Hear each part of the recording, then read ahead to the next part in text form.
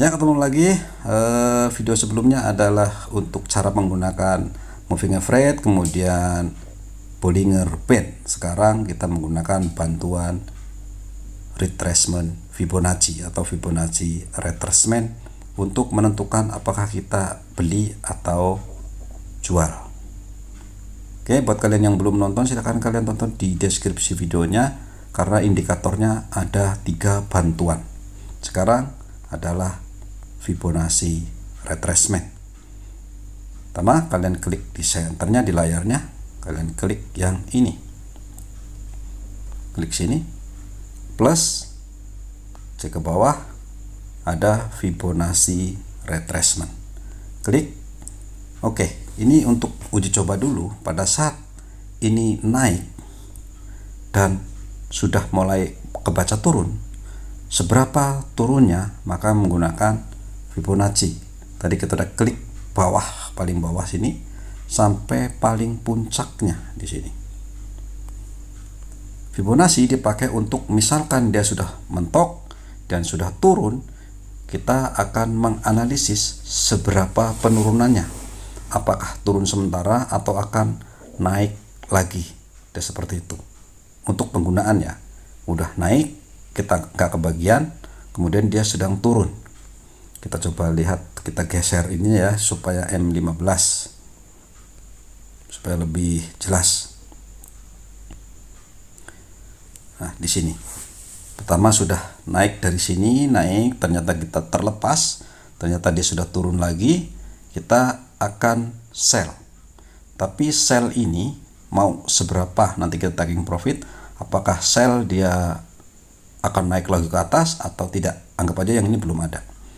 Oke, pembacaan pertama pada saat naik dan turun ini adalah di 0%.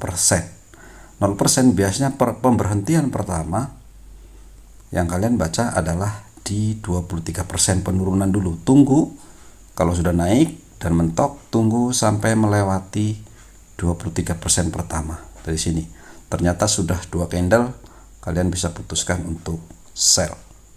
Diperkirakan umumnya dia akan mencapai 38 untuk taking profit. Di sini biasanya turun di 23 masih bablas, akan terhenti di 38. Kita bisa ambil contoh M5 nya.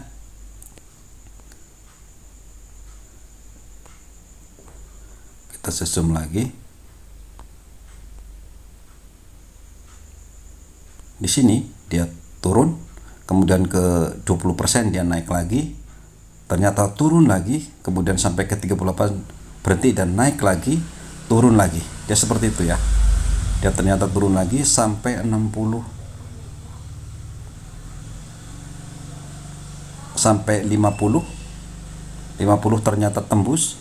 Dia akan mencoba mencapai ke titik 61,8. Ini udah bergeser, sorry. Nah, di sini kita lihat biasanya kalau sudah ternyata tembus ini, kalian sell, taking profitnya di atas antara 61 atau tunggu dia betul-betul melewati 61,8. Ternyata lewat, maka harus dibiarkan saja. Dibiarkan, maka dia akan tembus, dia naik juga nggak kuat, tembus, akhirnya bablas ke bawah sampai penurunan di 100. Dan seperti itu. Nah, kalau sudah 100 seperti ini kemudian di sideways, apa yang harus saya putuskan, apakah buy atau sell? Karena posisinya adalah sideways, diam aja, cuma naik turun naik turun naik turun. Maka kita akan berubah lagi untuk membaca kenaikan, dia akan naik atau akan turun. Caranya yang ini, yang pertama tadi dihapus, plus lagi, kemudian ke Fibonacci lagi, dan dulu salah lagi, kita ke H1 dulu deh. Dari sini kemudian kita back ke sini, kita cari Fibonacci nya, plus Fibonacci retracement, klik di pucuknya sini, turun ke bawah sampai ke batas paling bawah. Oke, Kalau sudah posisi begini, apakah kita buy atau sell? Sebaiknya adalah dua candle harus merah. Kalau kita menentukan buy, ini sudah turun mentok di 0%, kita anggap sudah ada sinyal dua candle jam-jaman, berarti 2 jam sudah menghijau, maka kalian bisa lakukan buy. Batas taking profitnya adalah di 23, kalau bisa di bawahnya sedikit, biasanya menggunakan di moving average yang sini sedikit ada taking profit di area sini TP, kalau mau TP. Kalau tidak, nanti biarkan dulu, kalian awasin dulu, bisa tidak menembus 23. Kalau dia menembus 23, biarkan, kemungkinan besar akan sampai ke 38% ini, maka dia akan mencoba turun lagi. Alasannya apa? Karena sebetulnya membaca 38 adalah membaca yang ini, resistan yang ini dan juga yang ini. Pertemuan antara hijau dan merah naik kemudian turun itu akan menjadi ganjal, akan menjadi resistan yang mana nanti dia akan berbalik arah, yang nanti begitu naik dia akan terhenti dulu di situ, dia akan turun. Apakah dia akan naik lagi? Jadi tergantung tadi menggunakan Fibo. Ini karena kita membaca kenaikan, dia naik ke sini, kalau tembus maka kemungkinan dia akan sini terhenti dan dia akan turun lagi.